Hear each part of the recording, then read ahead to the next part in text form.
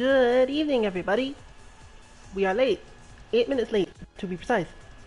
But that's okay.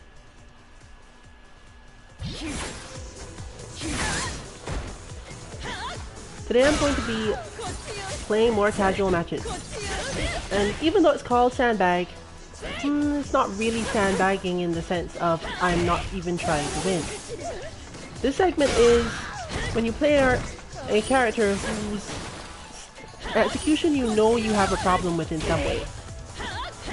Or maybe even bad habits in spacing that you haven't dealt with. Guess that didn't work out. Any form of bad habit can be done during this, but the idea is I'm not playing to learn. I'm not specifically aiming to do anything to do character development as a whole. This is just, I know there are still holes in my game, usually huge ones like that. And I'm going to be playing and trying to win in casuals anyway, so I can get a good idea of just how much I'm being held back by those issues. And while we wait for that, we can see some Colleen Butt stuff that I have not finished yet. Although, I'm not totally sure I need to do any more because she's fairly scary.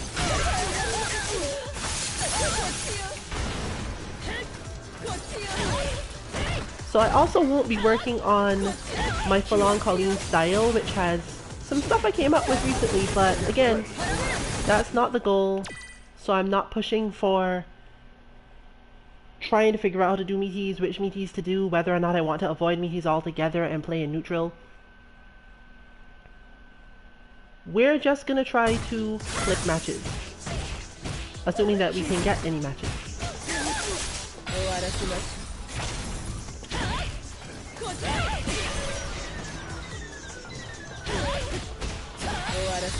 No, that is even worse than what I was doing before. Oh well.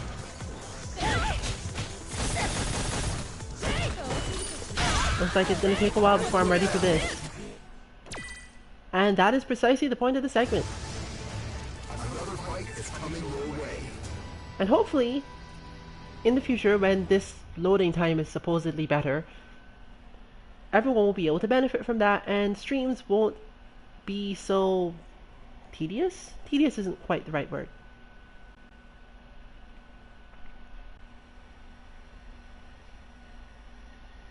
So as we all know, it takes quite a while to get into matches.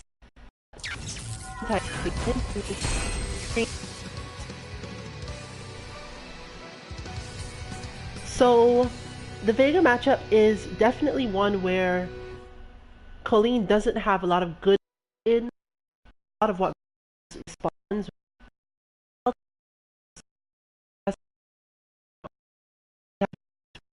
through her hand. And the best you can do is try to play really terrible footsies. So, since I'm not really playing to learn, I'm just seeing what I can do. I'm about to play some really terrible footsies. This is not to say that my footsies in themselves will be terrible, but rather that the concept of footsies between Colleen and Vega is sort of a farce.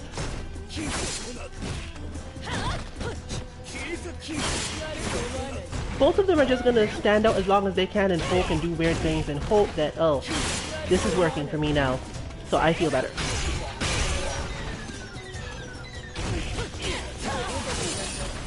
That was terrible. That was terrible also.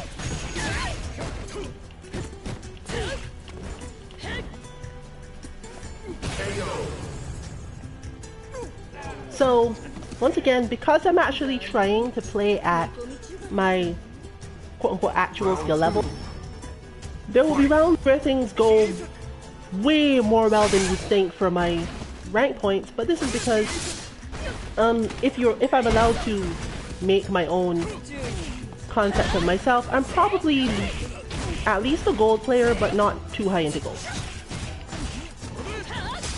But the reason I'm not high into gold is the same reason that technically I can lose badly in silver. I've got some really bad habits in some really bad places.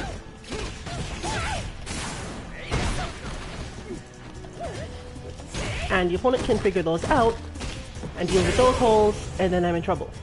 Because what I just hit was not my low counter, and it was probably not my mid counter either. I'm not even sure what I did. I just hit counter buttons because it was like a thing that I could do. And that's mid, and that's hard to remember that it's mid. And I'm gonna get thrown a bunch. But I know you can do that, so there's that to go with.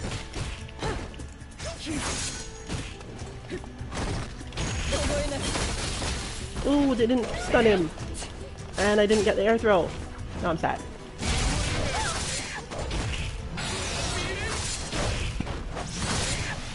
So obviously after the scramble, I have that bad habit mentally that I do stuff and then I hope that the stuff will go better, and then when it doesn't happen the way I expect it to, I get flustered, etc. Similar to that.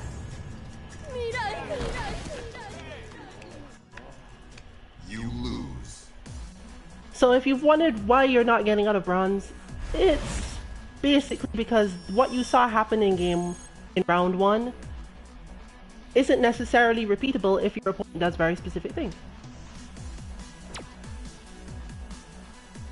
And in order to deal with that, I now have to change style, but I also have to watch for a lot of things. But fortunately for me, that isn't indeed an anti-air. Oh, that was weird.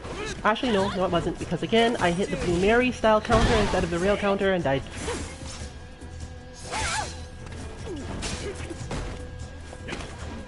And got dashed in on.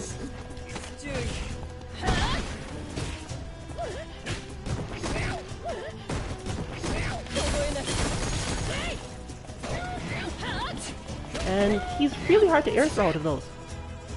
I should probably just anti-air him normally. But again, this is not a play to learn situation, so that is not working and therefore I shouldn't do it anymore.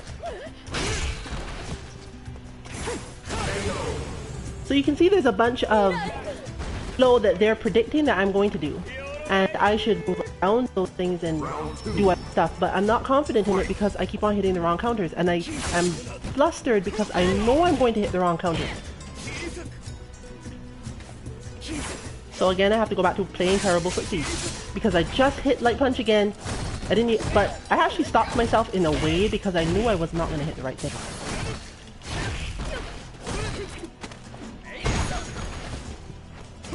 So this player's idea is basically pressure and that sort of thing.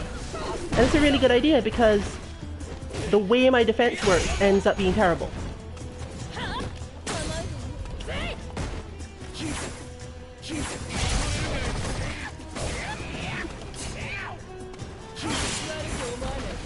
But it's not that I have nothing. It's that they have a specific something, and that was not what I expected to. I did not expect it to reach me. I expected him to have to hit a button.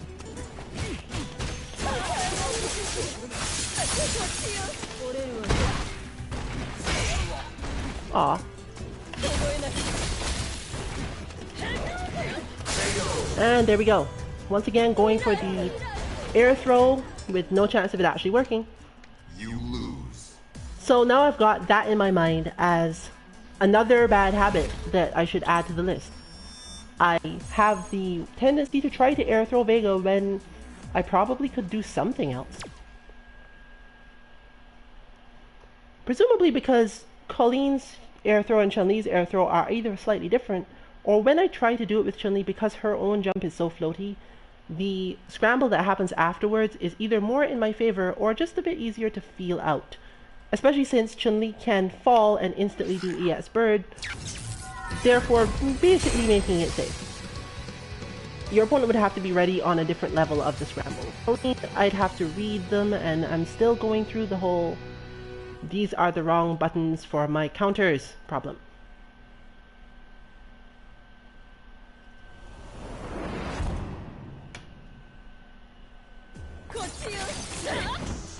I've been informed that my audio is sort of bad today. I hope it clears up soon because I have no reason to think that it should be the same.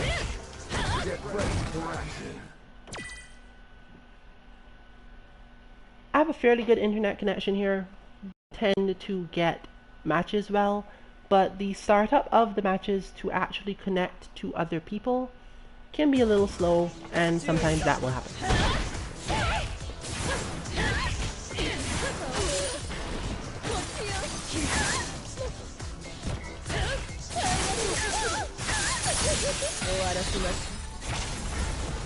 I didn't even know she had that. She's really too scary.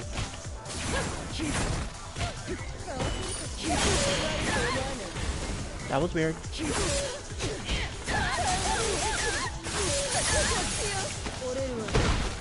And again, does not stun. I have to get used to this.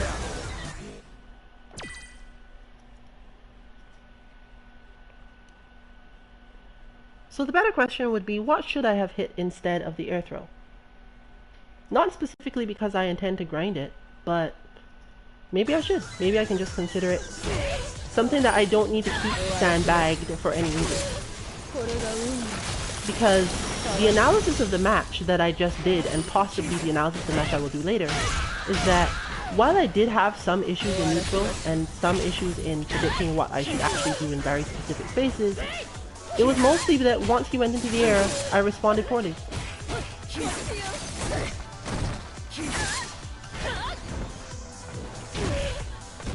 And that sort of thing can really put your entire gameplay on tilt.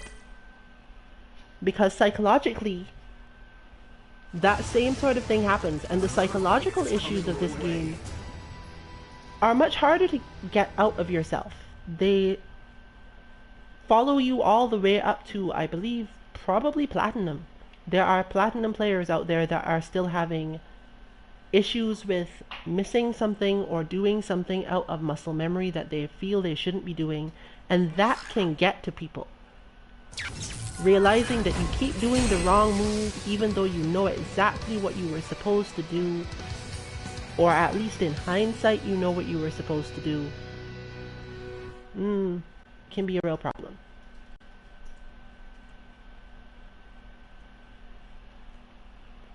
So we've got an Alex of almost exactly the same points, a very good reason why I don't rank up at the moment. I'll probably rank up a bit after Ed because of some things that will have to be dealt with, but Okay. Round one. I mean after Ed in that once I know the Ed matchup enough to not end up ranking down just by not knowing how to fight him. So I actually am totally autopiloting this because I'm so used to fighting a particular Alex that I'm literally not thinking about this match at this moment. Which is also a good way to test yourself.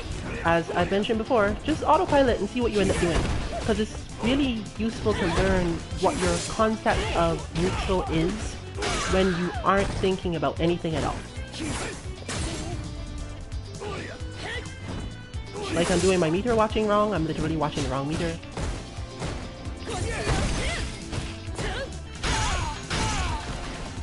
But unfortunately, for now, they're probably playing similarly. And therefore,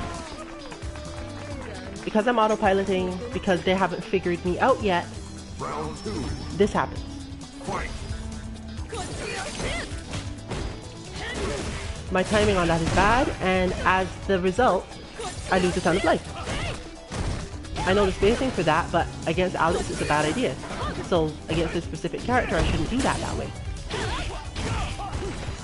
But I generally figure he won't guard his legs as much as he should. So we're throwing away the meter because I wasn't using it anyway, and it's a little more intimidating that way.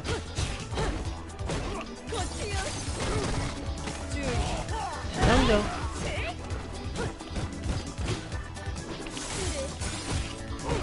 Mistimed on the space. There you go, you can have that. Ooh, I missed it.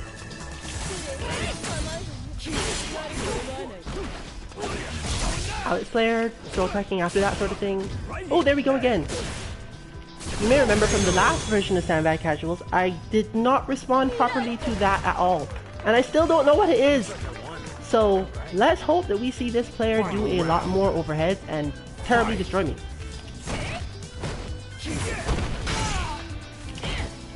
I really don't react to that well either, but that I can grind and won't feel bad. Ooh, right, that doesn't work that way.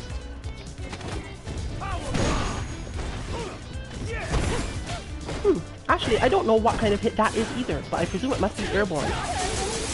And therefore I should pay more attention. Well, so far we're seeing damage being done, and me not doing certain things that I definitely should be doing. But nothing's too specifically strong from the player.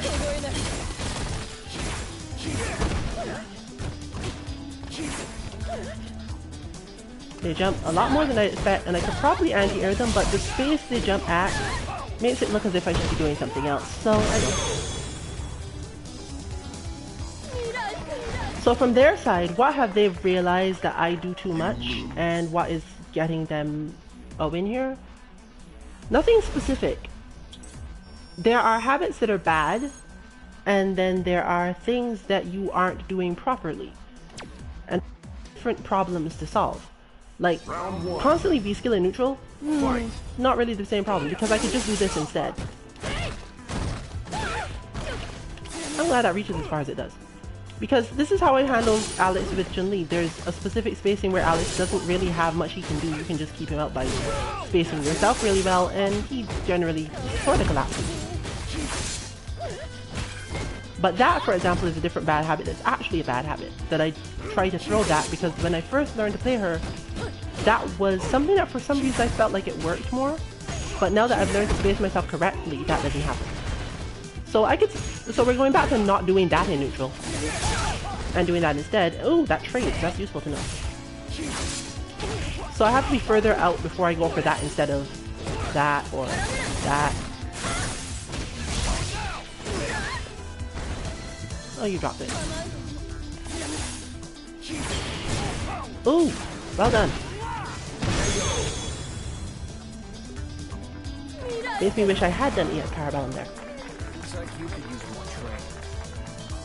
Right, so things like with punishing with this or respacing altogether, they're not in themselves hard things to do. Ooh, that was weird. But again, a lot of these things come down to, are you aware enough of your opponent? And that needs to be EX, and I didn't do EX.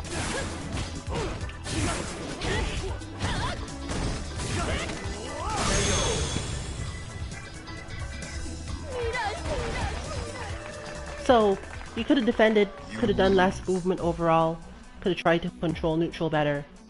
But a lot of it comes down to, I should counter! Wait, what should I counter with? Oh, too late. In that case, it wouldn't have worked at all, obviously, which is good.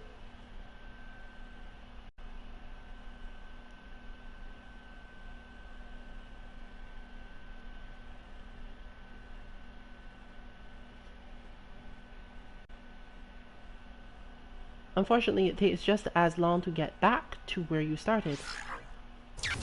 And I have to wonder truly why this loading screen exists. I'm sure PS4 must be powerful enough to hold the character you were fighting in training before you got here.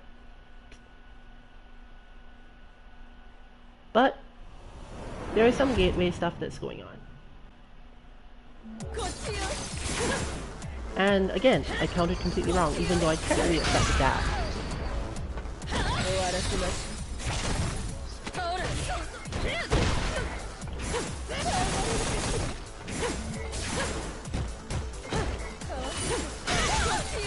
Easy, double. You can use double for that. Ooh, pain.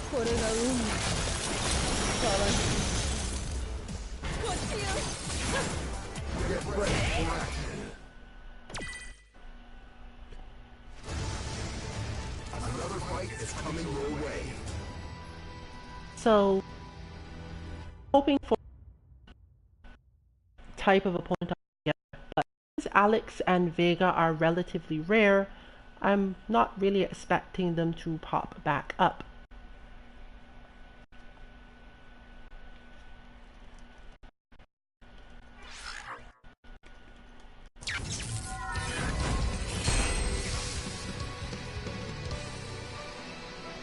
Okay, I won't, I hope.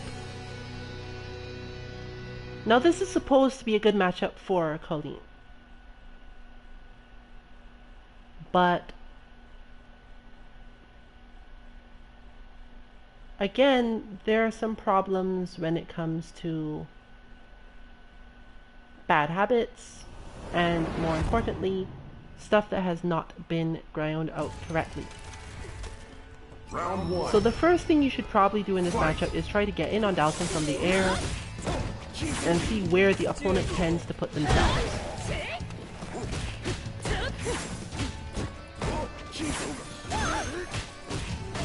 Because that's the key to the information you want in the first place. Where do they put themselves? Now, he probably shouldn't be hitting the buttons as much as he does, or in the way he does, but at this point we don't care too much.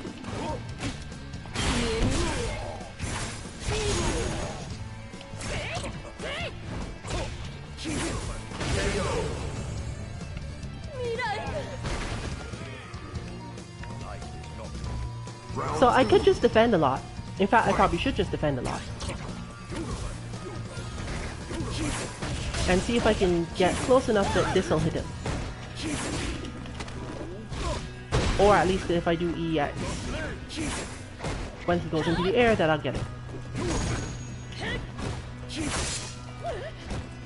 Bad habit again. Oof. But again, my mind's not in the direction I need when it comes to hitting that button.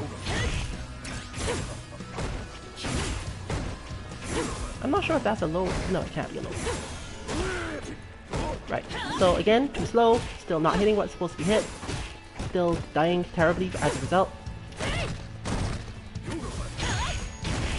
And if you get focused on what you're supposed to be fixing in your play, the same thing tends to happen. You could win matches by pushing on things that you know your opponent will find harder to stop. Focusing in on that. You should. Often that's the best way to get better in terms of being able to beat people. In terms of being able to pick other people apart. But can you do it in terms of not getting picked apart yourself? Because a lot of us can learn offense really easily, but the defense gives us some stress.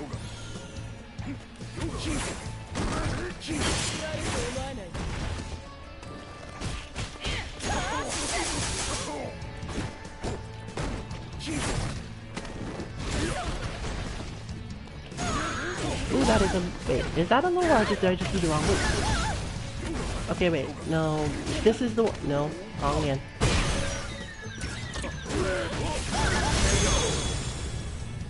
And because Colleen's counters are such an easy way to get destroyed, having them in any bad habit state is really something you can't afford to have. You have to grind it out.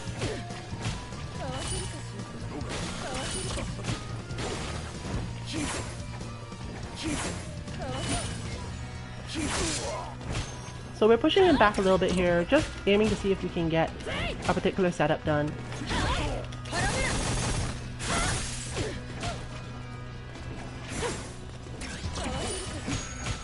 But it's the fierce I need, and the fierce I'm not using, because again, my mind's in the wrong direction. So I've stopped him from doing that, and he'll probably stop for a while overall. And I might as well just do the damage and see if I can actually win the round this way and therefore get to continue. That was the wrong throw.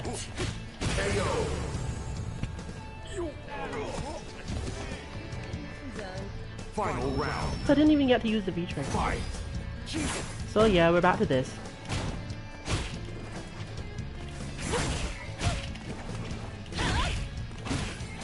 Now her godlike Shanunium will probably save her.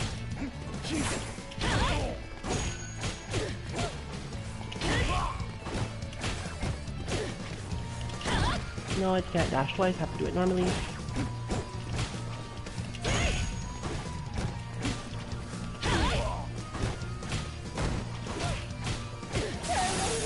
That won't hit.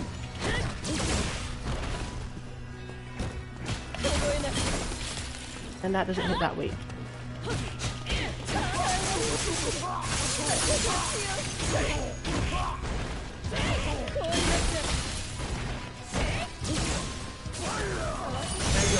And too slow. Mentally all the other people. You lose. Now the question is, could I have countered any of those? Probably. But being in that mindset leaves you flustered by the fact that you're failing one thing or a different thing. And it's really easy to get caught up in this. So let's take the advice of the person who has decided to wear that as their badge, their name, to give everyone else positive feelings. Don't get salty.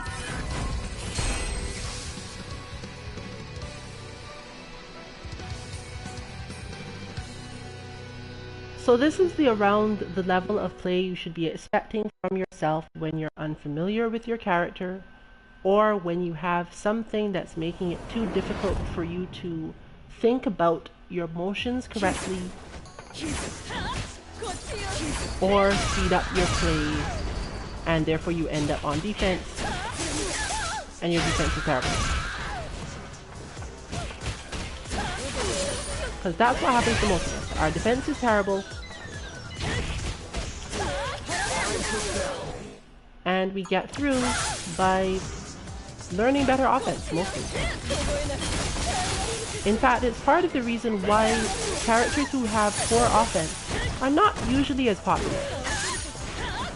If you have to spend all your time defending, chances are you're lowering, right?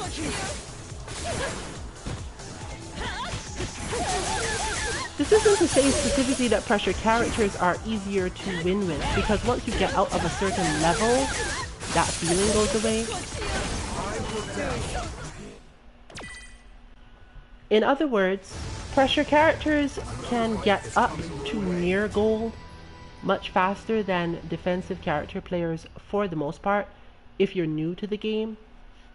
If you're new to the game and trying to play a defensive character, you often don't have the fundamentals required to really control your opponent correctly.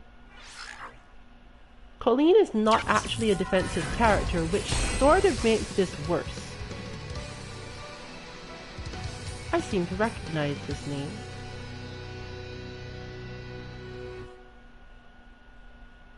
Colleen is in fact a pressure character, or at least a character that can force you into a specific form of neutral that she can use to get advantage on you. But as you saw in the Dalsim match, I really didn't use any of that. I keep on giving me my stage, which is good because I have never tested before just how much it will give you this stage if you are choosing it as your favorite. Round one. Fight. So the idea here is basically that if I actually play defensively enough, this should turn out to be easier.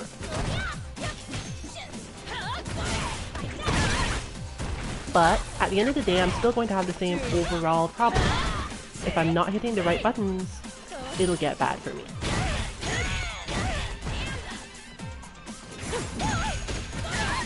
And if you do things too much in neutral, that sort of thing happens all the time.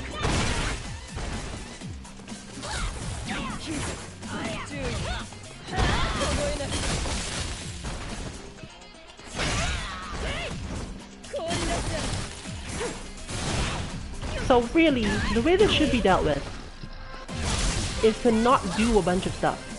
There's a lot of stuff here that I'm doing that comes in because I'm predicting the opponent's motion in neutral, when a good opponent shouldn't be moving against Colleen in neutral. They're going to be waiting for her to make a move.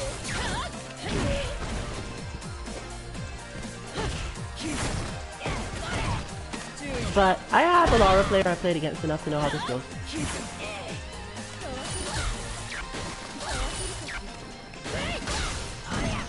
So should I be doing anything at all? Probably not. But I'm not very good at the whole do nothing for very long periods thing.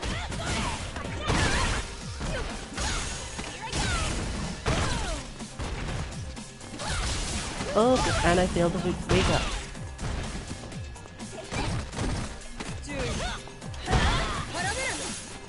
And I did that wrong too.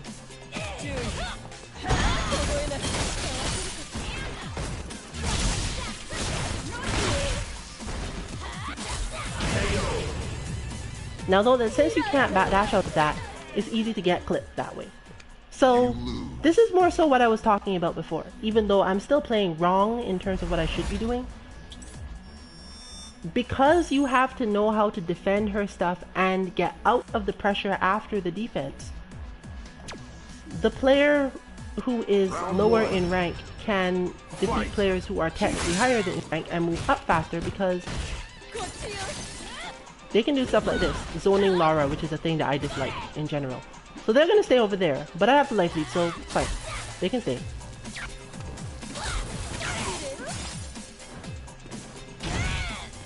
So, in terms of if I were to play fully defense, this wouldn't actually be that hard, because the person has a particular mindset as to how to get in.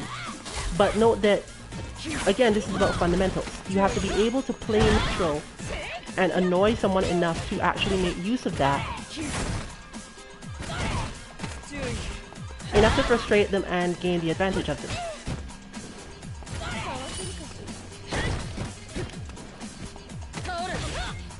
But then you can make them defensive and do stuff like this and stuff like that.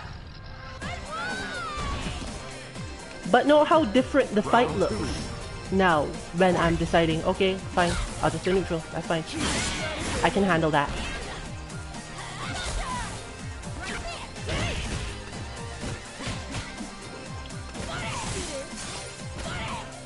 Because I really only care if I have the life lead or not. The rest of it is fairly irrelevant.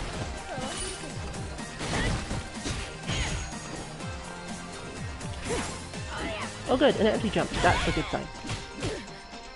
That was a good sign too.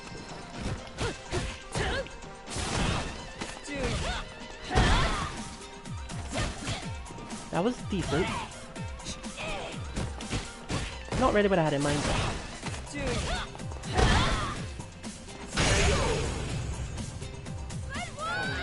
So you'll notice that what I'm doing and what they're doing hasn't changed beyond whether or not I'm actually trying to get close to them. Because if I let them get close once, then you have to be able to defend. That's why the game feels stressful when you're up against characters who have strong pressure and you don't specifically know how to deal with them.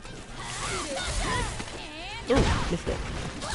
Keep on forgetting how far forward her stuff is when she does that.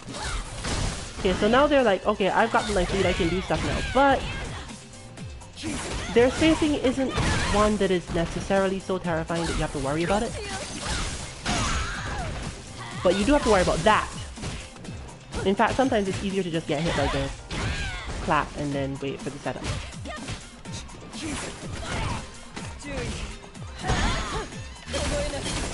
And messed it up again.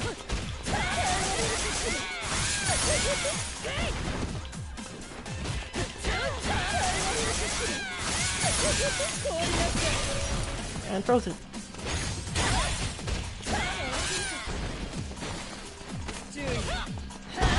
Aw, didn't die again. Still gotta get better at that. Round 2. So you can look through this and see a bunch of stuff that I could do better but don't.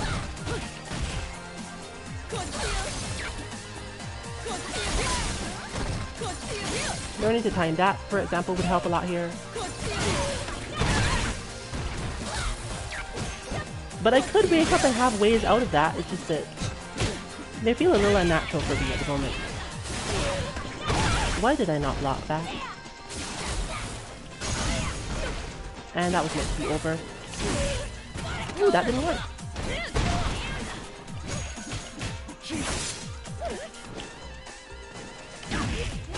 And I didn't hit the B-reversal. Or the B-reversal.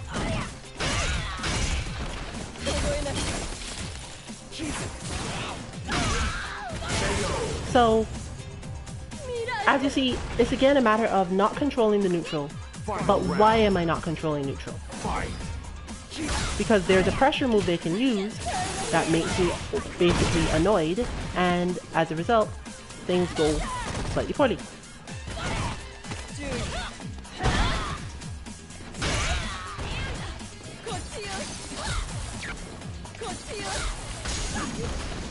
So defending themselves with clap over there is a good strategy overall. But I can make that drop on their head. And again, went to do the counter but wasn't ready. Wrong possible thing.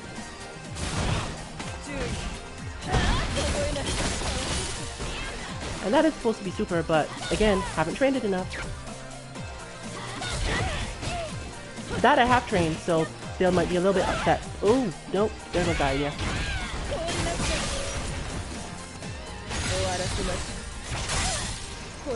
There is in fact a amount of life at which doing another combo is less damage than letting the freeze tick out for someone for at least a shorter amount of time.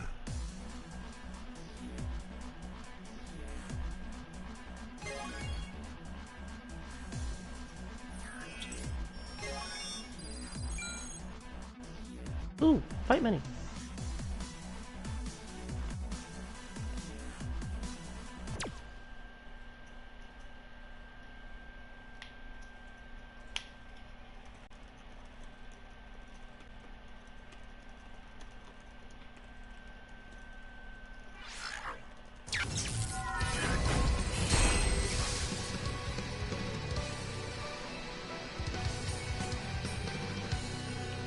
So, the idea being, if you don't grind things that let you either keep up your pressure or defend if you're playing a defensive enough character, then you're going to lose often enough despite any skills you have in dominating neutral, except if the opponent is considerably lower in skill than you.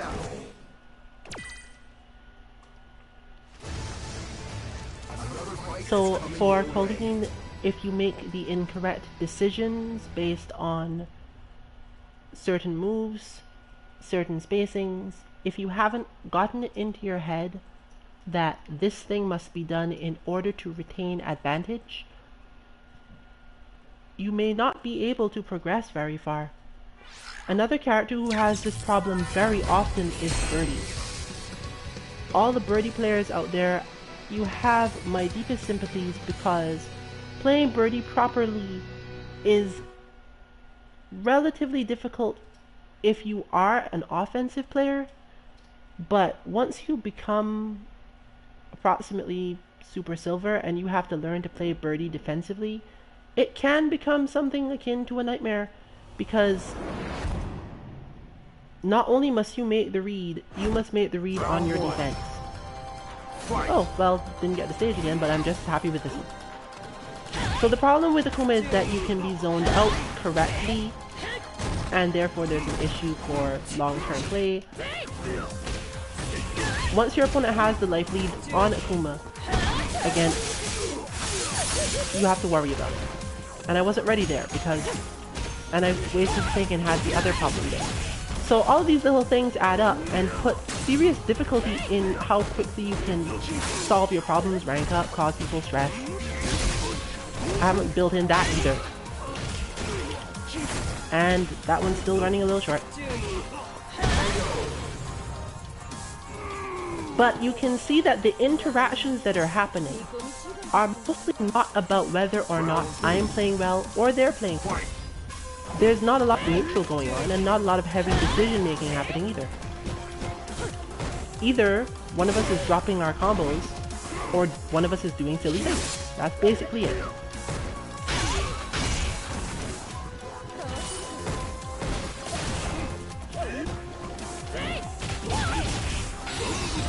And here's the not drop combo to make the point. Or I'm wrong. I'm wrong. And again, this is why amateurs are amateurs, and this is why we can end up looking like we don't know what we're doing. And that took too long. I really should grind that better.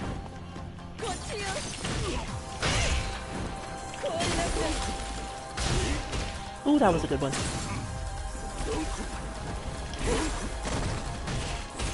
And the third time I still don't do it because I'm not expecting the third time. Good stuff. And again, not expecting it. But again, this isn't really about levels of skill in play. Had I done one counter at the right time, he'd be dead. And I just don't have the reaction because I'm not thinking about it from that range. I have to tell myself that that range works for that. I have to cancel the sweep. I have to not do that to myself. Now, we've gotten back to zoning being a thing.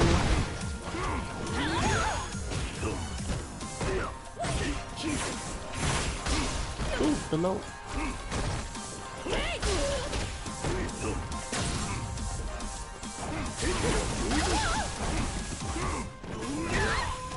And I never countered that either, even though I can probably see it coming in time.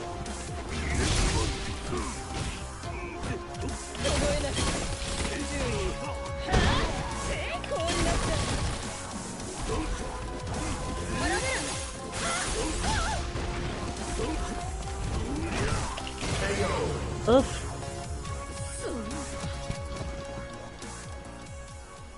And at that point I was mashing EX Vanity Step, and I don't even know which one would have come out because, again, I don't play the character enough. I haven't touched Colleen, I'll note, I think since the last time I actually recorded Sandbag Casuals matches.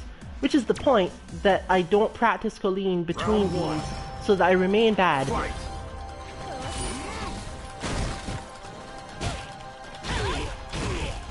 Could've cancelled that one too. I don't really need to wait for EX Computer on my side to do that cancel.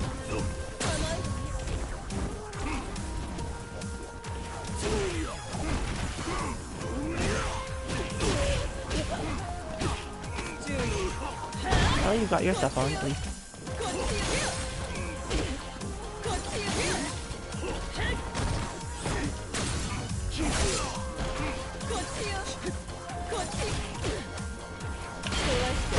So I'm gonna lure him into that a little bit more.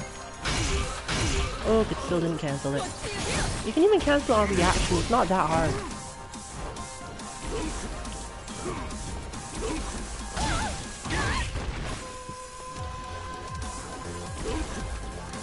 I wanted you to do the jump back. Oh, still worked, so. Oof! And that was a terrible idea.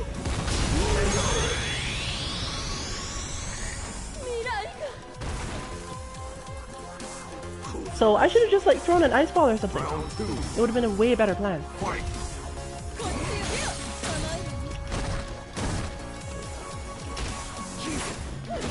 And that should have been that there for that reason. No, that is not medium. That is high. Even if I wanted that to work, that would have been wrong. And some delayed stuff, making it look good.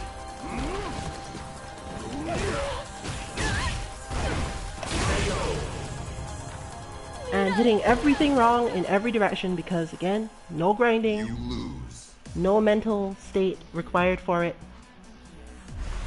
And it all falls apart really quickly. Even though you're thinking of what to do, you've got to grind that muscle memory. You've got to put yourself in the correct situation and get used to being in that situation, or you will lose in ways that just put you on autopilot. That is another easy trap to fall into. Even if you don't completely crack, when a player stops thinking about how to play a matchup because they're flustered, if their opponent, that is mostly going to be enough.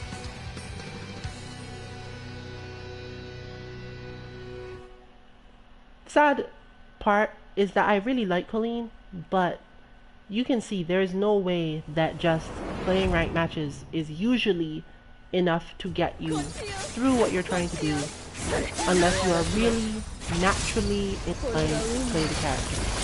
And while I do feel as if I am fairly reasonably naturally inclined to play this character, I just hit down to bat and light punch again, knowing that my opponent is coming from the air.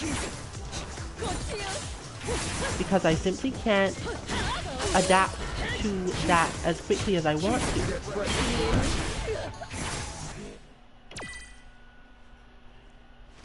No amount of willpower is going to make me able to hit the correct button. A lot of my problems with Colleen are represented in the title of this video, actually.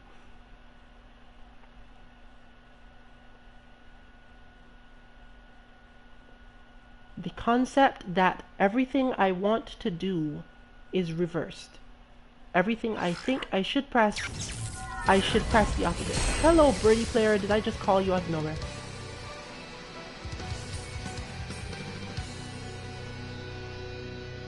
So, let's look at what this tends to bring up.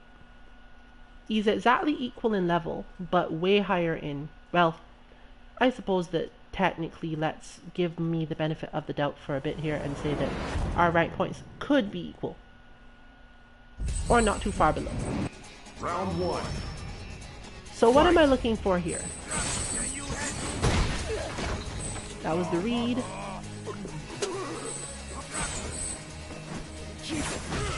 So I can totally close in without worrying about any of that.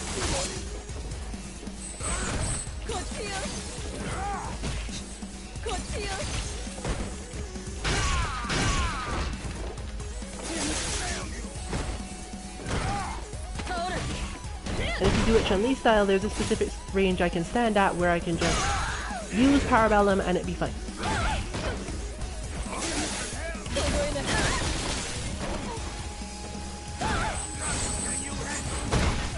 But anti-airs are on point, so their defense is good in that regard.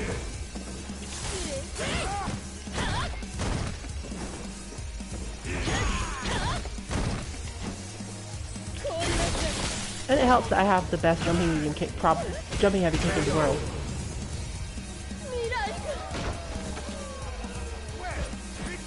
Round 2. But you notice how much slower the match goes and how much more of what I can do shows up.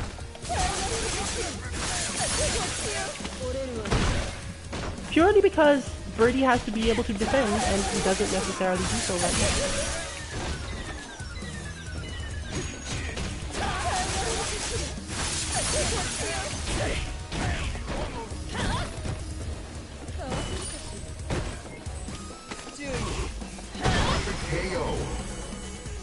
So if I just put pressure on Birdie, if I just throw damage at him, sure I can just do stuff like that.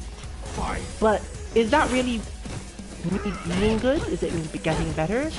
It's most likely going to lead to me being frustrated later when it finds someone I can't do it to, or when my own timing is off and I mess up my combo or something and then I get destroyed. Why do I always think that's going to work? Lovely. And I saw that coming, but I knew what would happen if I did it the other way, so.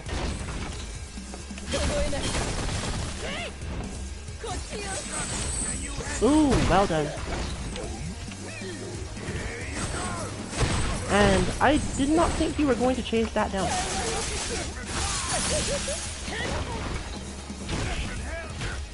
Ooh, that did not work as I expected it to. Gotcha. Well played.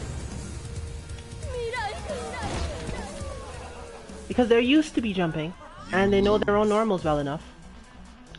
Someone else could easily have been more flustered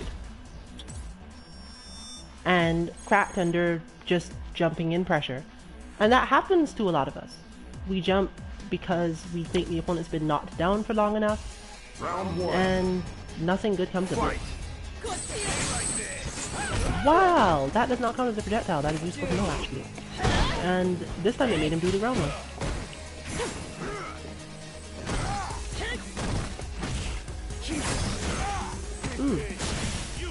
Oh right, because it hits the armored frames before anything else.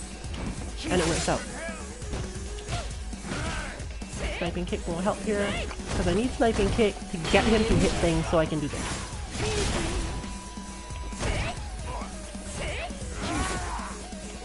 Also so I can do this. The two of them require me to pull off the sniping kick often enough to make him miserable.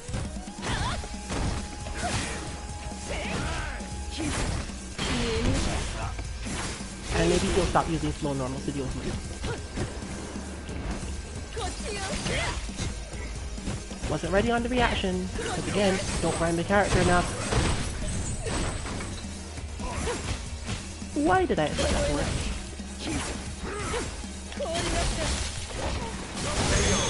Oh, that was a good wake up because I was going to jump and it probably would have hit me anyway. That's good because people don't expect to need to block from there, so it doesn't come up.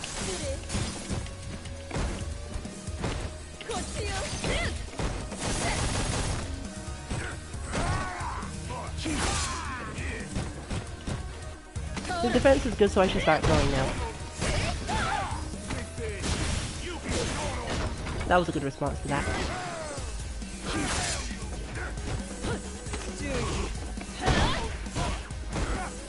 That is interesting. I think I'm supposed. Wait, no, it's not back throw that does that.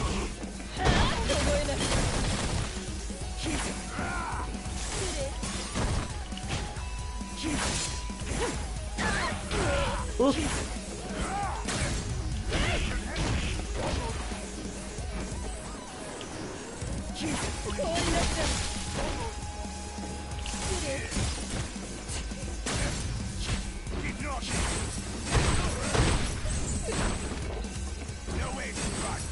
Now, what made him think to do that? I don't know. But it was the correct decision. Presumably, him having all that meter made him think that I would defend, and it was not the reason I defended, but still correct. On the other hand, what's the argument? Could you say that they won because I played badly in the sense of I let them get control of a situation? No, I put on a ton of pressure and then lost to doing my mix-ups wrong, and that was it. So you have to keep in mind, I'll repeat it as much as I need to, this happens all the time.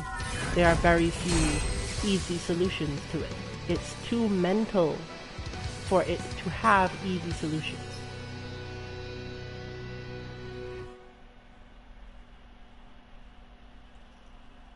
So what should one work on if you are in this situation? Well, that's what other segments are for, so I'll just encourage you to watch on Mondays and Thursdays. But I wouldn't say that I'm having problems in that Brady matchup, for example, because I don't know what I'm supposed to do.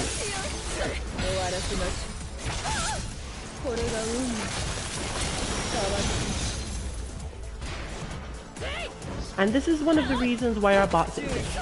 To simply give you something you can use to grind against that will at least simulate an actual match enough that your autopilot will kick in. And therefore you can gauge whether or not you've improved by watching how you autopilot against a bot after a bit.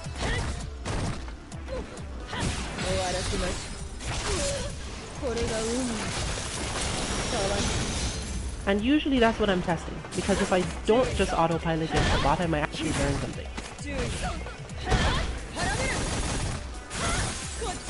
For example, I still don't know the timing for this.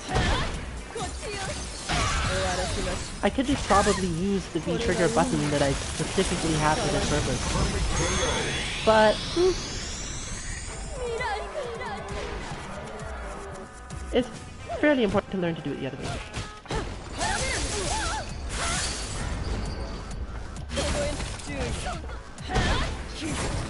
I also considered how to develop my style better. But again, I'm not going to do it. I'm going to simulate being someone who doesn't have time to train, possibly doesn't have the patience to train, possibly doesn't know what to train.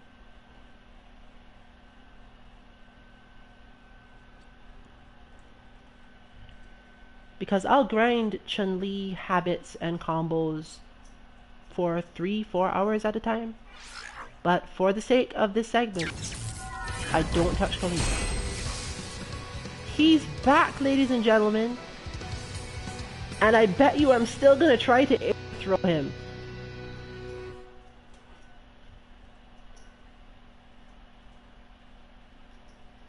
But let's see if I can get myself to not air throw him. And let's see if that alone is somehow enough to tilt this matchup for me. Because while I was having trouble with certain pressure and the other issue with which counter I'm using, we'll be able to see whether or not it's true that I can handle this player, at least somewhat, if I don't do that. Because they do like to throw. And that was bad. That was unexpected. I did not know that was a string. So they also like that, which is another habit that I really need to get into and fix properly.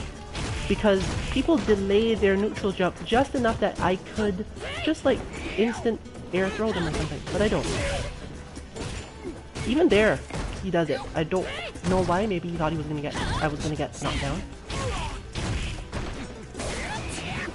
But I did it again. I automatically just go, oh, I can air throw you, but I can't. It's a terrible plan. So get out of my way.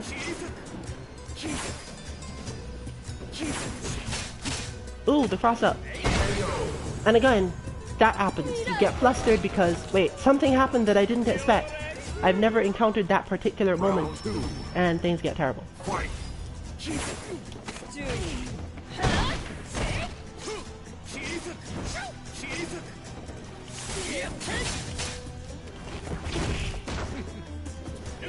So I have a minor life lead now, and again, I have that reaction all the time. With Chun-Li it's easier because Chun-Li actually has a button that I normally hit that solves the problem. But not here. And since I'm wasting meter, that's not going to go well either, clearly. So they're giving themselves some space and going into the background, and I'll let them go because what? Well, that was again an attempted air throw, and equally bad idea because even though it hit him, it didn't set up a situation that benefited me in any way.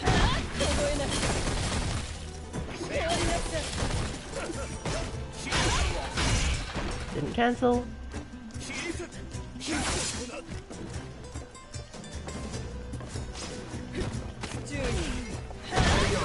But this player's setups are not so strong that I care a lot.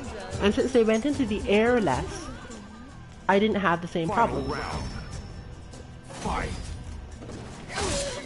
Ooh, that is also good to know. I'm so used to the neutral jump version of that beating everything that it never occurs to me that I have to worry about it. Wow, you're difficult to air throw. This is a general thing. That's better. And I'll let you kick out for a little bit.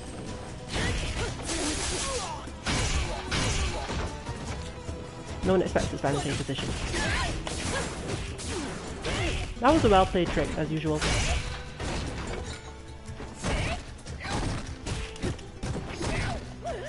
Unexpected.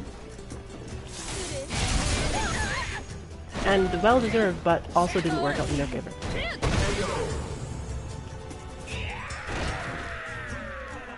So, meter didn't get used, a bunch of stuff got wasted. I didn't place myself correctly. But you can see that if I'm watching certain things or never encounter a particular unfamiliar situation, it forces the opponent to play differently. Round one. Fight. I'm not used to that timing yet. I remember that being -10 and therefore I should just punish it normally. Alright, it's your legs you're not gonna guard when you do that. Of course. Okay, fine.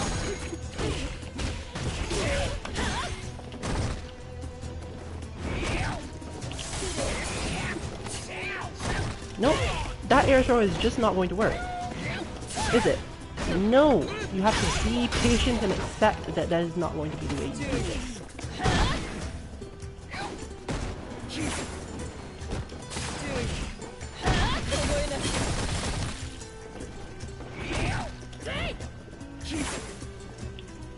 You can go over there. I'm cool. Yeah, that's cool. Oh, I didn't expect that one. Right, so they never guard their legs at that space area. And therefore I should have probably done better.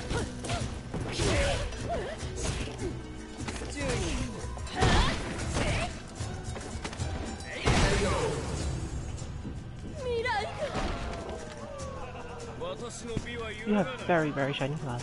Round 2. So meters being wasted. That is still not working for me. But again, I really just need to practice it more. In the end, there's no other solution. Could I really just, like, use scramble into slide every time? You do scramble into slide every time. That is so much better than I could have thought as a solution to you.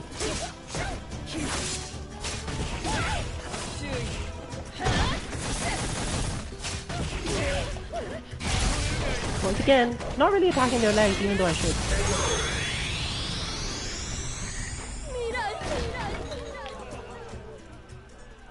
You lose. Being in this situation is also one of the things that can make the game feel sluggish, even if you're not able to feel, even if you don't end up feeling frustrated, or you aren't able to feel the specifics of your failings. You can usually feel that the game feels sort of sluggish in some way that you don't understand. Alright, I should probably, like, care about this enough to do something. Cross under.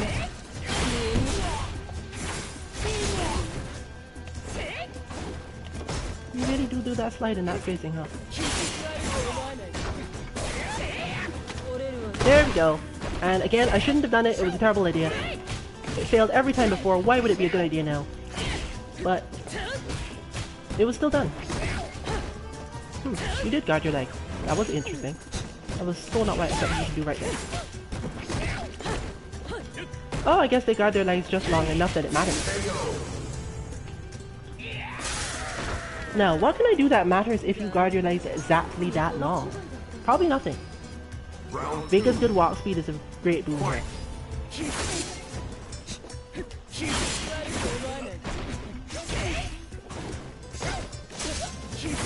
I really gotta start countering that slide. But I don't have the confidence in it, see. That's the problem with this and the matchup. I'm gonna sit here and fight him in this way continually because I don't have the faith that if I try to counter the slide or just block the slide, that it will actually work, because I'm pretty sure I'll hit the wrong button or something.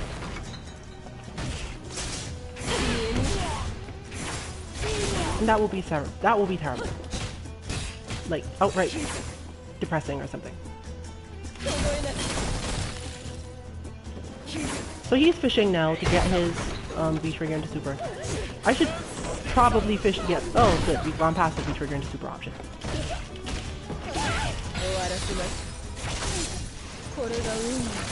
Why did I have to mash that so long just to get it? Because I don't use her super. I don't think of it as a thing to solve my problems with. So when I do realize, oh, I should solve my problems with that, then I have to, in the words of James Chan, I gotta go down to the library, I gotta find the book. It's not a combo, but it's enough outside of the regular mental space that I have to think about how to do her super. Even though I really should know how to do it off of at least her V-trigger. It's been done before. If you watched the last similar segment or one of the others, you would have seen it. But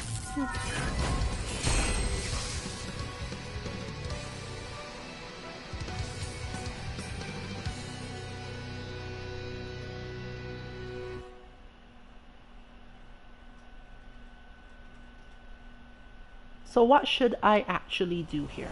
I'm not going to grind, but maybe there are a few things that I can focus on that will make it easier to stay out of the situations where my bad mindsets are a problem. I just did it again. Why did I do it again? And that... Wait, and yet again I did it, even though I was specifically telling myself I shouldn't do that. This is going to take a long time to fix, I'm sure of it now. Time for battle. But the important thing is, if you see what you can do when you fix it, that matters a lot more. If you can look through your own matches and go, I could have won that, probably, or even Definitely, depending on where in the match you failed to do the correct thing. Sure, it's painful to rewatch your losses, but if you rewatch them with that in mind, you might be able to get something out of it. Because firstly, it tells you what to grind on, and secondly, it shows you that you weren't necessarily doing as badly as you thought. There are just certain situations that if your mind does not react in time, the opponent has the advantage purely because they're basically autopiloting some offense somewhere in there. And that's basically easier to do as a whole. Okay, so we have one who likes to do that. Has some decent flow here.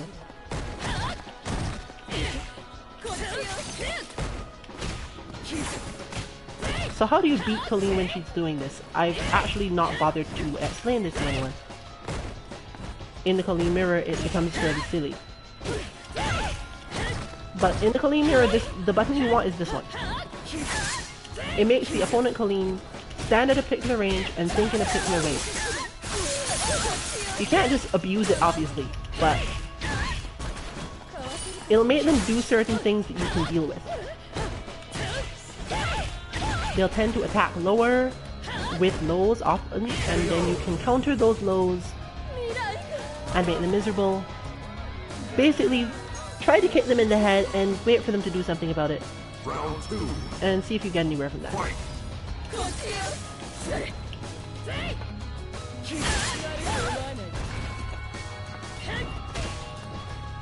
Now, unfortunately, you still have to deal with the fact that a mid will be... that is a mid, and therefore countering them with that is kind of hard. Sniping kick is also helpful, but it has some flaws in terms of the way it's dealt. It deals with people.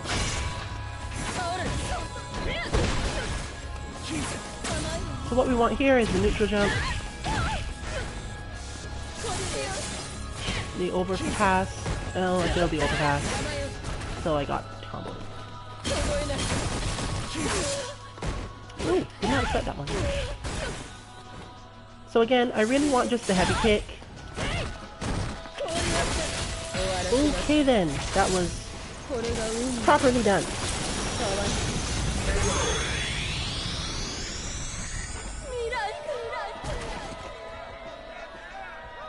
But always remember, the person on the offense in the unfamiliar situation has the advantage. Always.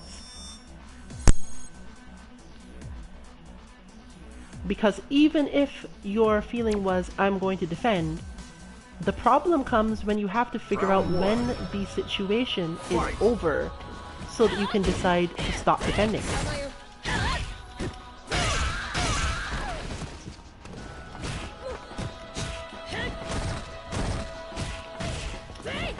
The reason, as I was saying, that sniping kick is not so useful is because sniping kick, if you whiff it, the recovery is longer and it's easier to punish with lows than just going for it.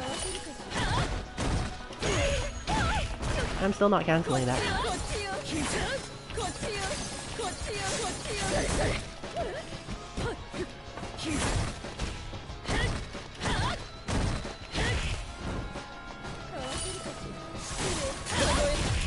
Oof. Mistime entirely. And therefore deserves to die.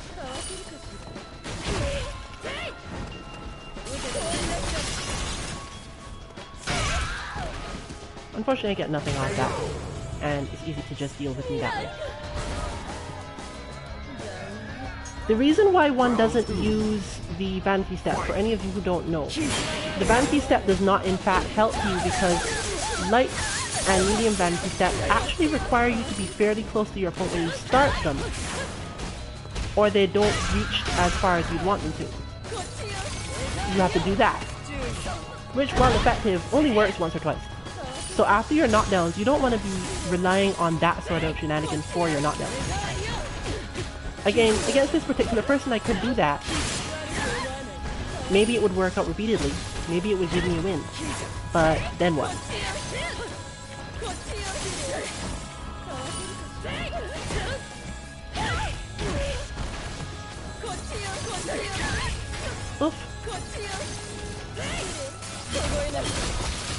and spacing's off, so that went down.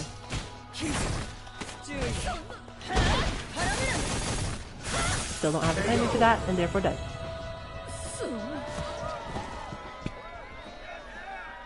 You lose. The only time that the rule I just mentioned is not true, and this works for all characters who don't have uppercuts. When an air-to-air has happened,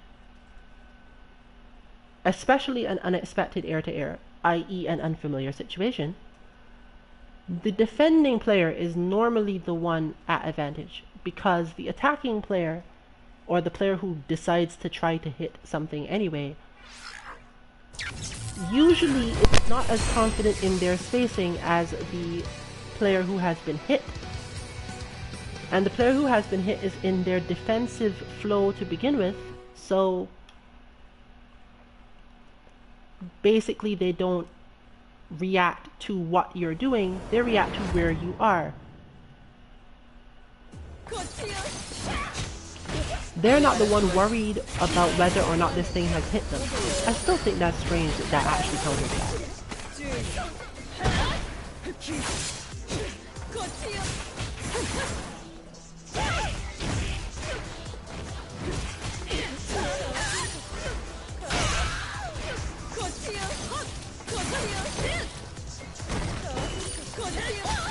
Overall, my feeling as to how to play Colleen has mostly been that I should use Vandy's set after knockdowns rather than trying for pressure and defensive. Why? Because, well, there's no real reason. It's just my current concept of the style. It might be a terrible style, and I won't know that, and therefore whether or not I really enjoy this character, until I've gotten rid of every other flaw I have when I play her.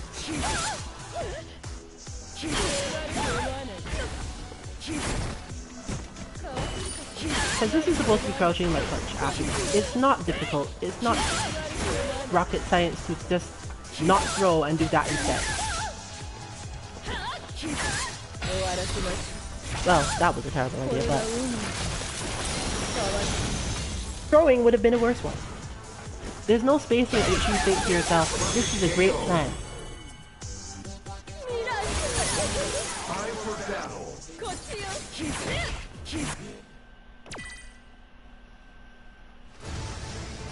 Another fight is coming your way. So I think that if I fix anything just to show the difference for people what happens when you change something small, I think I'll change that tendency to try to throw people after that move.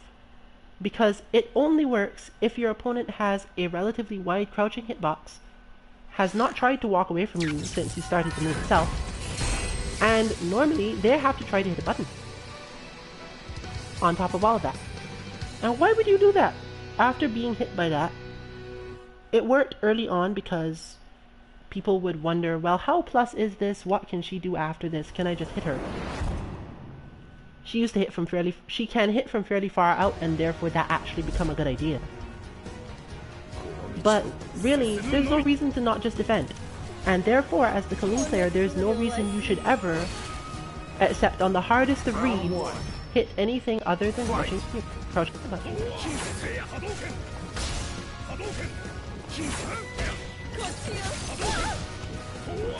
I don't like this matchup because there's too much spacing that you can control well without you doing anything.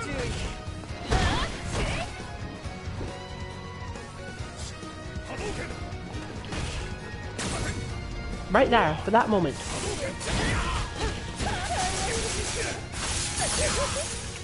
I'm supposed to be able to do a follow-up there, but I never think of which follow-up is correct. I think I could have followed up with something even better. And I'm supposed to be able to do the trigger after that.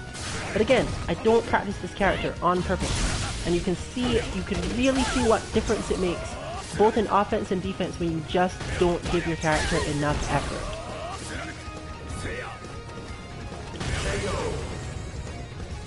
That, at least I was aiming for something that might have worked. That was supposed to be never.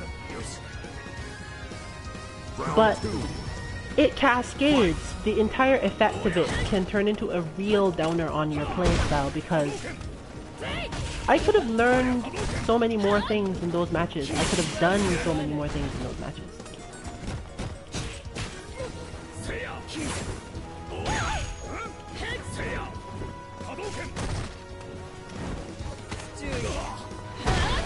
And there's the one time I could have actually just hit him with the...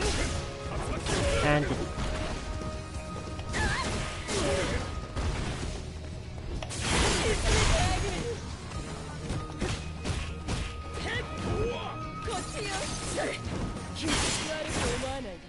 You can bait a lot of things though, it's not that hard.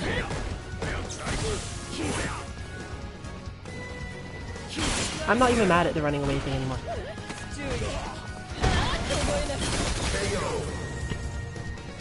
Either that was going to work because they once again didn't quick rise, or at least they'd be far away from me. Although I really shouldn't desire for that to happen. But he does have super, so I was worried at the time.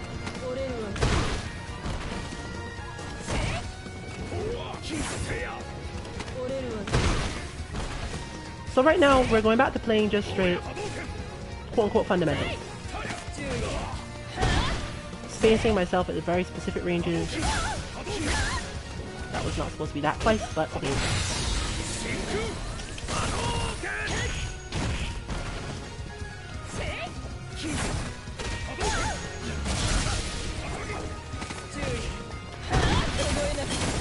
How good they quick rolls this thing. Well, good for them. For me it was terrible because I had super and everything. So I probably wouldn't have gotten the super anyway. Because again, lack of practice is terrible.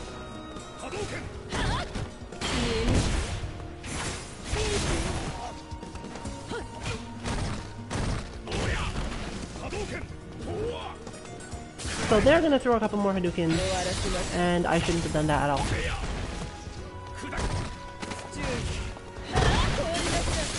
That still works though.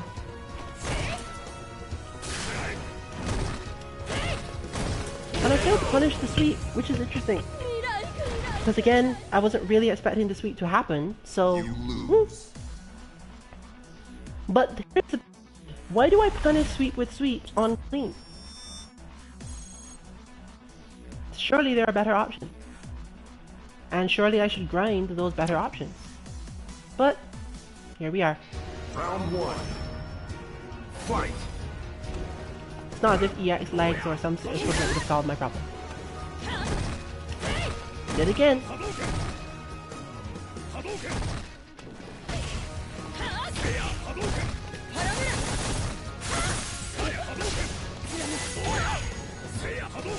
So we're playing now where the fundamentals are not working out, things are not in the spacing right, not cancelling stuff, those sort of things.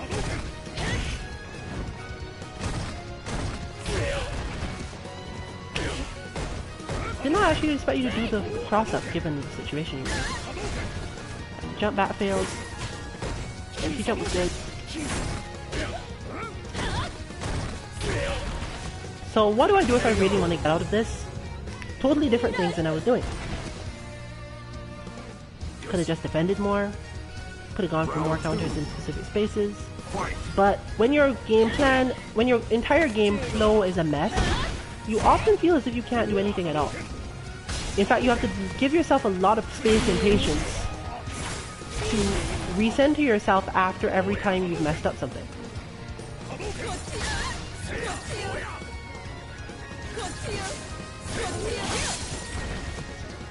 You have to spend entire time coming up with, okay, this is the plan, this is how this is supposed to work, and this is what I did before, and this is why it was a bad idea to do that way, and so on.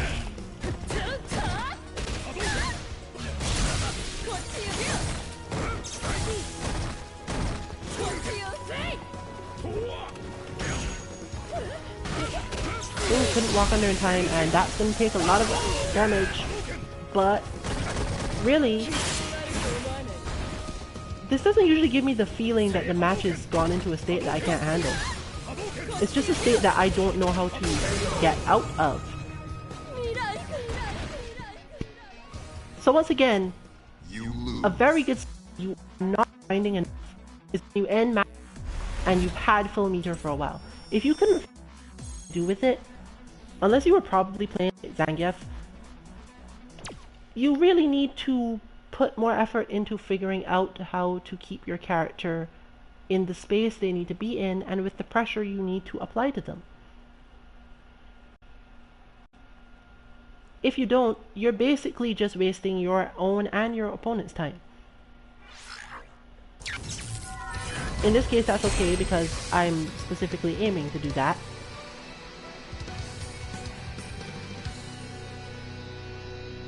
But you can see all of the holes. And whereas with Chun-Li, I see 4 left, and I intend to deal with them, with Colleen, it's basically all holes. The usual reaction to anything I have done in any given match is, what am I doing?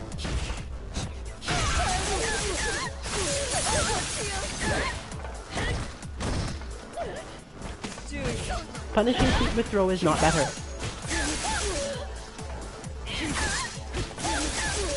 That's good, but I'm actually not hitting the right button for it either.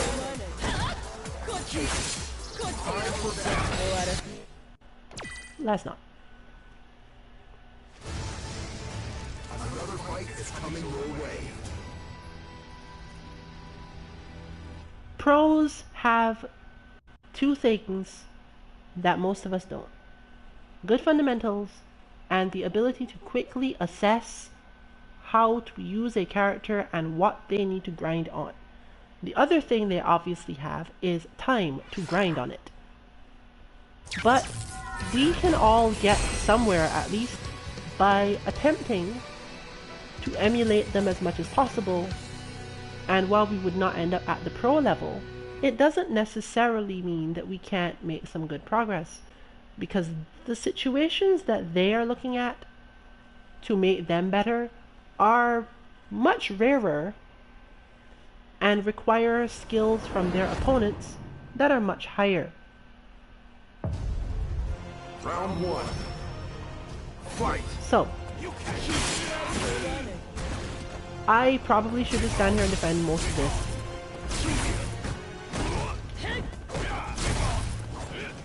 And walk him down or something.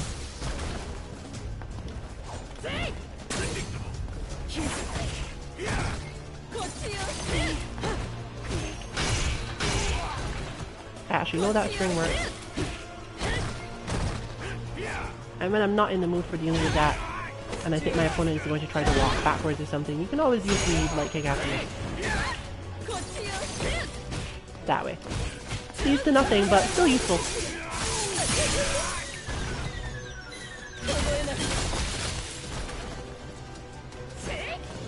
That was absolutely useless, and not in any way a good idea.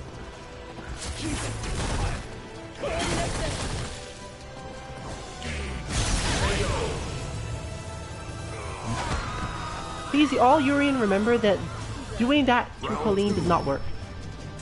I'm pretty sure it almost always completely failed. So what should I do here? Well, that's me, eyeball meaty that worked out, but generally you should not do anything. Like, I should be able to just sit here and do nothing whatsoever. In fact, if I was really playing properly and had the confidence in it, I wouldn't do any of that. Because I don't care if he throws these. Because what? If they're charged, I don't care. And if they're not charged, I still sort of don't care. I could have just countered that, but So here we're back to the situation where pressure is a thing, and pressure matters to the winning situation. And that failed super is once again being the death of me. And that worked out, but I shouldn't have done it because it's, again, it's not the right solution.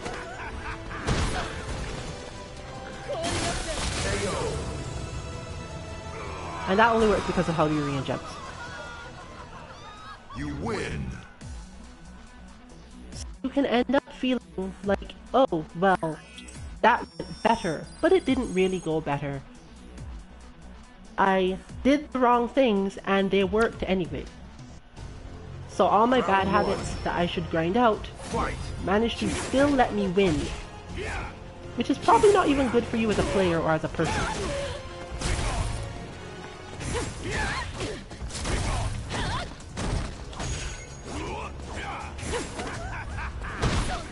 So we're countering wrong again because I hit medium counter there for some reason. At least I should have hit medium plus high or something. No victory at all.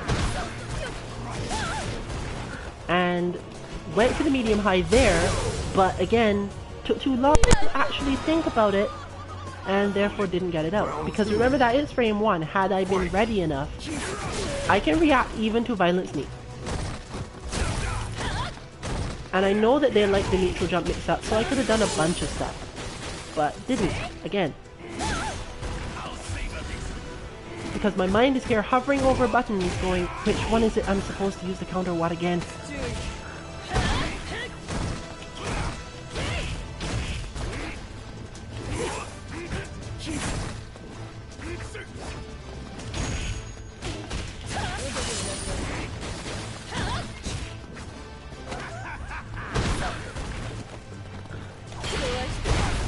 That was better, but again, I had to think way too long about that. I had to be setting that up from the moment I got thrown. Final round. How did I know he was going to jump? I didn't really, but at least it was easier to think about.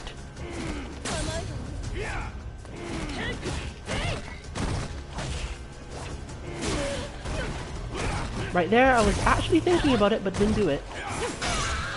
And that was bad. Right there, for example, I thought about, okay, do I low counter or high counter? And because I had to think about whether or not to low or high counter, I had to think about which button I was trying to use, and that went terribly. And as well, you can note again, my meter is high, and nothing is being used for it. And now that I've gotten it all the way back down to low, I probably still haven't benefited that much from that. Well, at least Aegis is out and I don't care.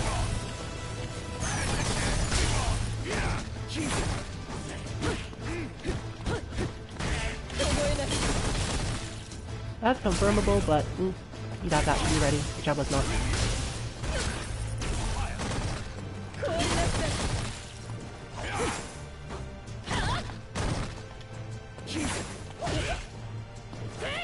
Still getting used to where he ends up when he does that. So, once again, unfamiliar situation. I'm used to characters who have floatier jumps, or who tend to do moves that change their trajectory differently, and who aren't as tall. So when they jump at that range, they land next to me because they were trying to cross up, and I move forward, so I throw them. But Urian's cross-up is not like that, and usually when the Urian player jumps, even with that button, they're not trying to cross you up. So it wasn't a good idea to begin with. Once again, it's just a situation in which I'm used to doing one thing, and I shouldn't be doing that thing. I'm also used to this working, but either it doesn't work on, it works on some character that I'm thinking of that's definitely not Urian, and therefore a problem. Or it doesn't work on anyone and I'm just imagining that it works for some reason.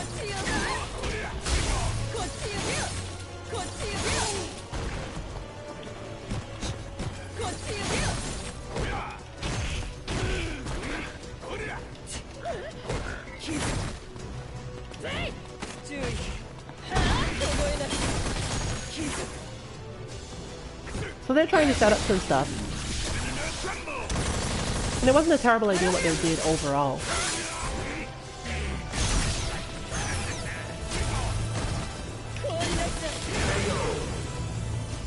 Also, please remember that that takes really long to come out relative to what you expect. And therefore it's really difficult to catch people with the spike.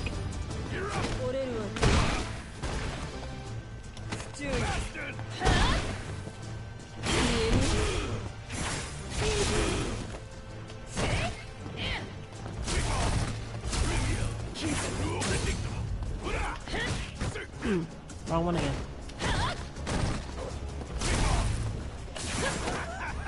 Well, at least that one was them getting through me properly. The neutral jump is there, the other things are there, but the thing is, I do have a solution. It's just that I don't grind that solution either. and it leads to terrible situations.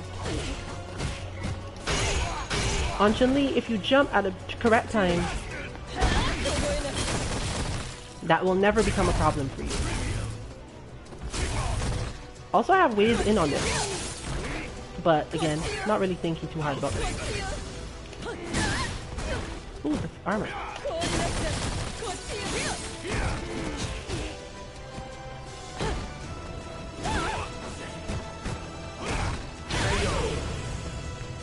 So, slowing down is enough, but all it gives me is the win. And as much as we all think that's the greatest thing, well, I'm sure by now most people are not actually thinking, oh, I won, so that's great. That's not really what you're aiming for here. So there's the solution I'm supposed to be using for almost everything he does. I know that Urian's moves don't really stop that. Air throwing through them is easy.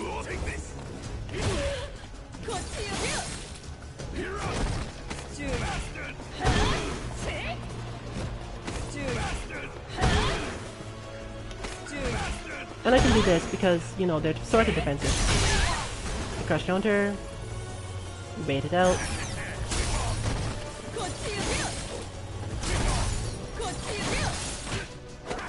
Take some damage because that's not a good idea to repeat. Maybe some jump help, but again, I could have just auto air thrown. That I didn't expect, and I'm glad to see, to know that that works that way. And at the end, makes no difference anyway. Oh, and I didn't expect that to hit, so everything went downhill. I'm gonna get clipped by this. Nope.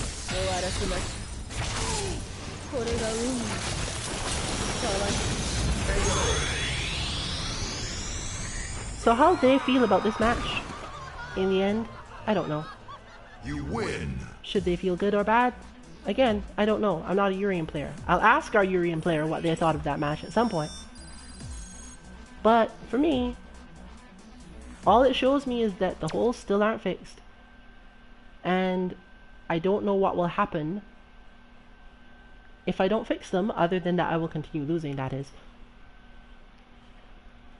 But characters that don't have single solutions to things often cause this problem. So if you are playing Colleen, if you are playing Birdie, if to some extent you're trying to get... do remember that you do need to spend a lot of time building up muscle memory for situations that other people simply have one-button solutions for. There are, in turn, of course, things that your character has one-button solutions for. For example, if I know my opponent is going to jump in with an attack at a particular range, I have a one-button solution for that. But there is still some execution required, and it can be a little bit more than some people need for their characters. Get ready for action.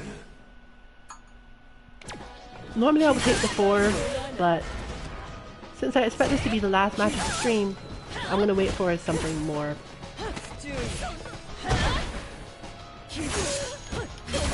And once again, I didn't do it right.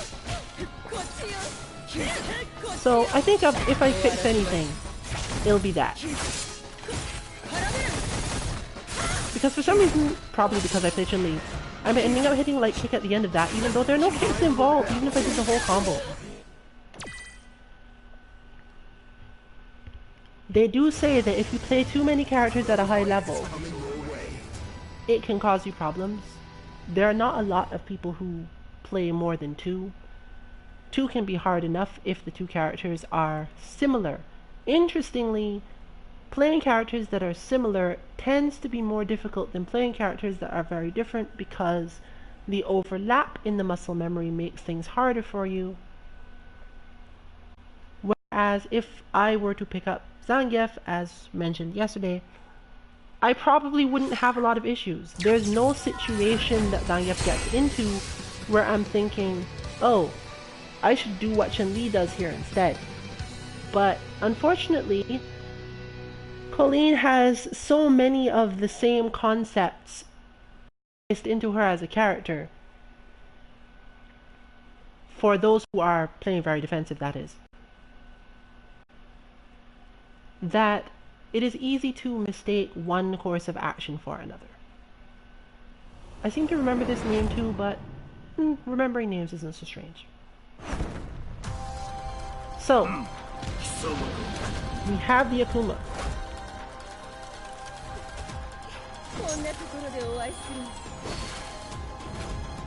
Round one. Fight. So, in terms of how this matchup should be approached, it depends a lot on the strength of the opponent, but mostly there's a lot of this going on. Even if you're willing, you have to be willing to take the hit from this. Mostly to make your opponent do something. That was not what I meant to do, but as usual, I haven't fixed it right, so here we are. Ooh, that was a dive kick. And why did I even mid-counter anyway? It wouldn't have mattered if it was a dive kick or not. He was in the air.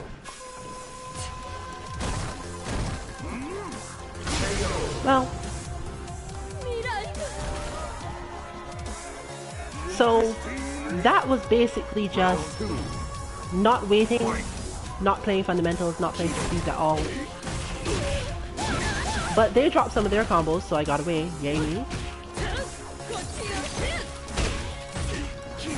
Still don't have the timing for that down, did not expect that situation and therefore ended up doing other things and immediately went back to my own incorrect stance.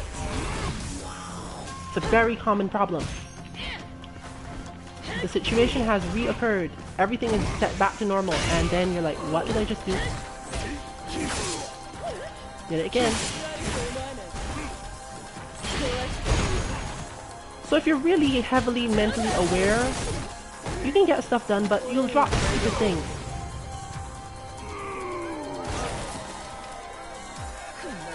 The amateur trains until they get it right, the professional trains until they can't get it wrong. Didn't expect that to hit, didn't react in time. Probably gonna get a little damage now. That didn't work out well either. So now I know they're on the back foot, and I still went at them for no reason. And didn't think how to counter that, so ended up back where I started. Once again, you'll note I have way too much meter, and I'm dying very fast as a result of not paying attention to what I was supposed to do.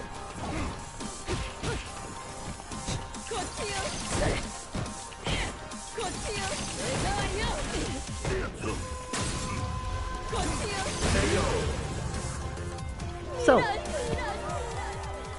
sure, it's easy to fall into the autopilot, especially if you're thinking to yourself that you want to open up someone who is already dealing with you quite handily without doing anything else.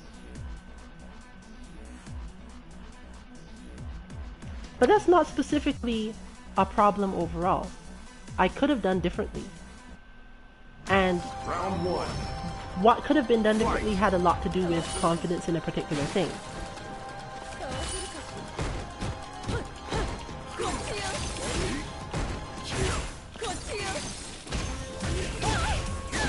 That was not really what I was referring to before. That wasn't any of that.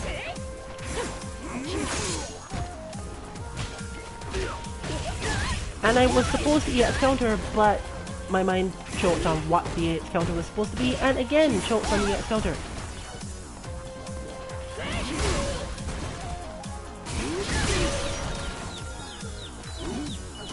Also, I'm really unused to someone having a response at that spacing. I should go up against the Akuma, but again, the point is to not do that.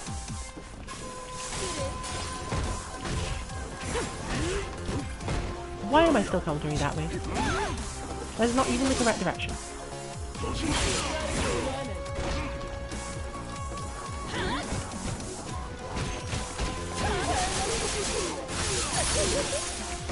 And I don't remember that one properly either.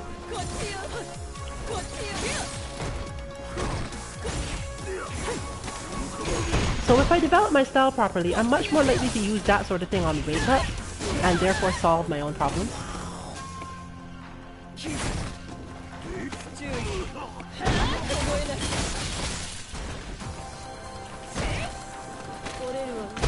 But not completely likely.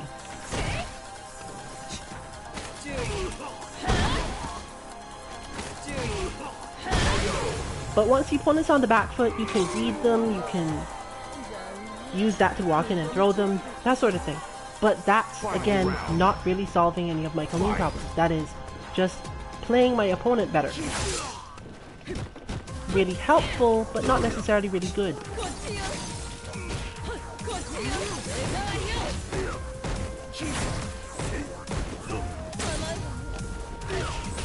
And we're going for the heavy counter, but somehow once again choked. Once again, unsure of my buttons. Terrible situation here.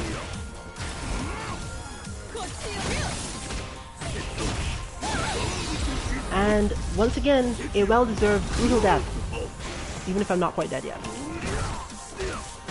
And I choked on that because I don't think immediately, how do I counter that?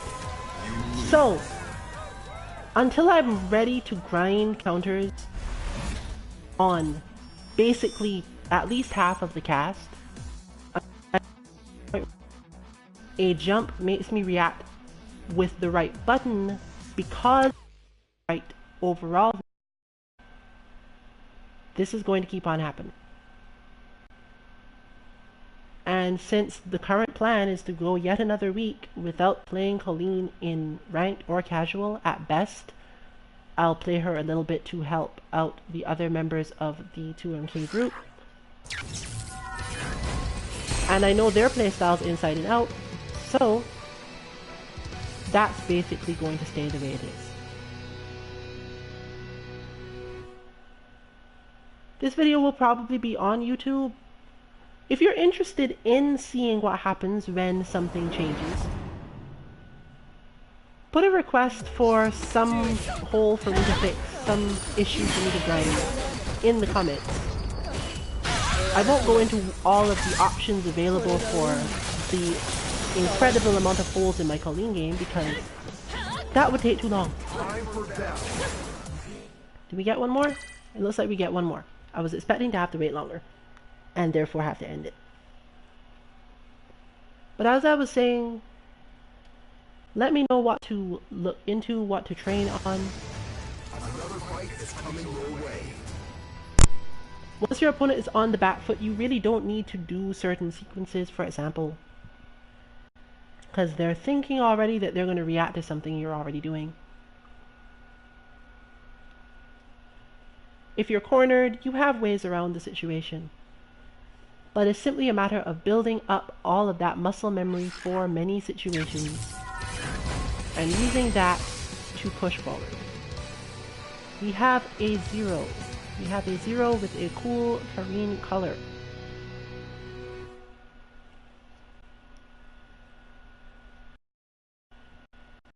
Unfortunately, I don't mean that much with and when I do, let's just say the match doesn't go of the way I expect this one to go. Round 1. However, Fight. I know what I'm supposed to do. I'm supposed to hit that in neutral, hit this in neutral, but not as much. Dash in and throw them, and wait for them to jump. Because if I'm doing those things correctly, their only response should be to jump. Or that, which is equally good for me.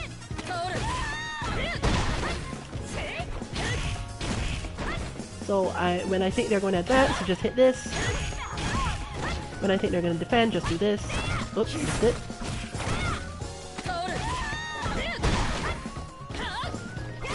And then be ready for those, which is the problem.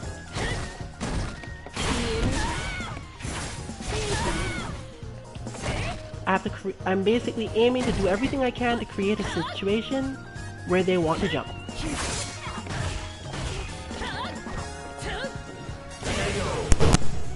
If they jump from too far out, then I just hit heavy punch, same way I was doing before. If they jump from a different position, then I'm supposed to do it the other way. And even with that primer, even with the feeling that I should be hitting a heavy punch either way, I'm probably still gonna mess it up.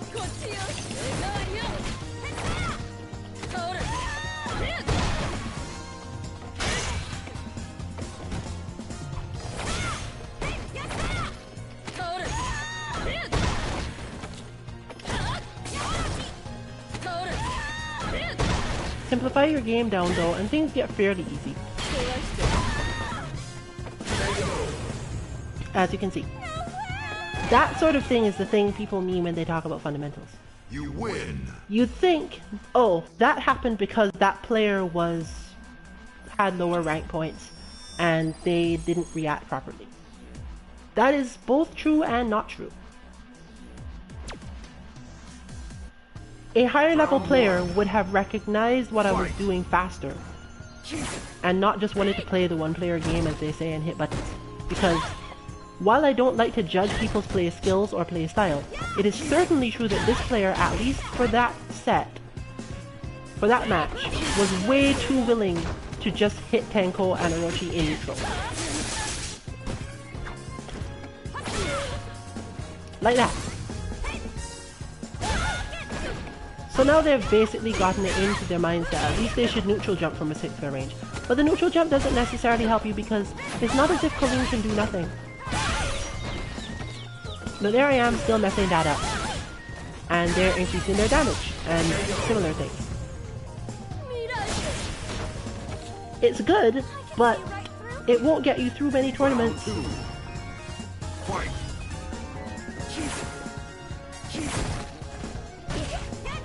So I'm supposed to dash up and throw them, or at least just throw them generally.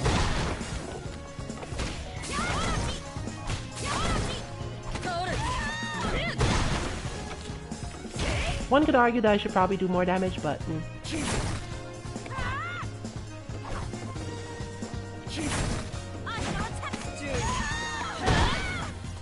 So this is the sort of player that I can do that to because... Oh, how did I even hit that? Because they're gonna want to do certain things in neutral for a little bit. But there they jumped and I wasn't ready. And they jumped again, and I again wasn't ready. And they did things that I wasn't expecting and again I wasn't ready. So it's not too hard to create that situation overall. Like, what do you do when you don't feel ready for anything because of glitches in your brain? You lose. It's actually important that I manage to lose this badly most of the time. Because it would be easy to believe that I don't know what I'm trying to do. But Round 1. I think the consistency of what I lose at probably makes the point by itself. So for example, I'm supposed to be able to do this all the time. And even if they throw attack it, I don't care.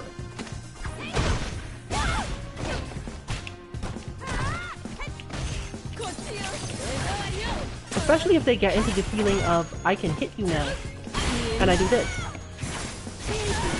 It's not that I don't know to do that, or that they are going to do something related to that. I don't remember if the ranges on those are long.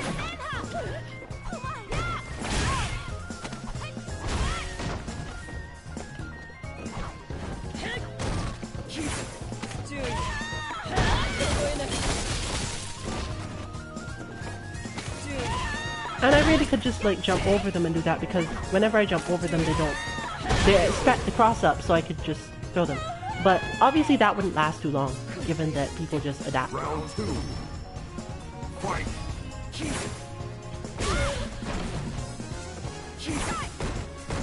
But at the end of the day, the one thing I am lacking is probably the thing that I'll put as the first option on the list. Learn to air throw that neutral jump thing. Because it's a terrible idea to just let them do that to you. Especially since it's so easy to turn it into a real mix-up very quickly. Now that's the way it's normally done on Chun-Li, and it does work on Colleen, so it's not exactly like I'm messing it up. But...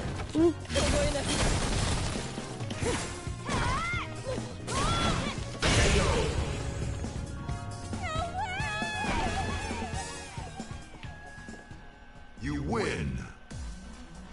Either way, that's probably the best timing to end this on. So look forward to next week, where I should be losing terribly some more, probably due to having practiced nothing. And if you have anything that you would like me to practice to see the difference in the gameplay if I do practice it, based on anything you saw in the stream, hit us up on 2-mk.org. Whatever you send to the 2MK team email there will reach me one way or another. Or if this video is available on YouTube, drop your thoughts in the comment section. And if I get to look at them over the weekend or just before that, then sure, I'll do a 3-hour or particularly possibly 2 3-hour sessions if possible of just grinding whatever it is that you say I should grind on. And we'll see what difference it makes next week. This is Rillian, stating once again, of course, for a reminder to all that this is a rebroadcast on the 2MK stream from my channel with my full permission. And hopefully we'll see you tomorrow for the Play to Learn segment, which is basically the opposite of this terrible outcome. Good night.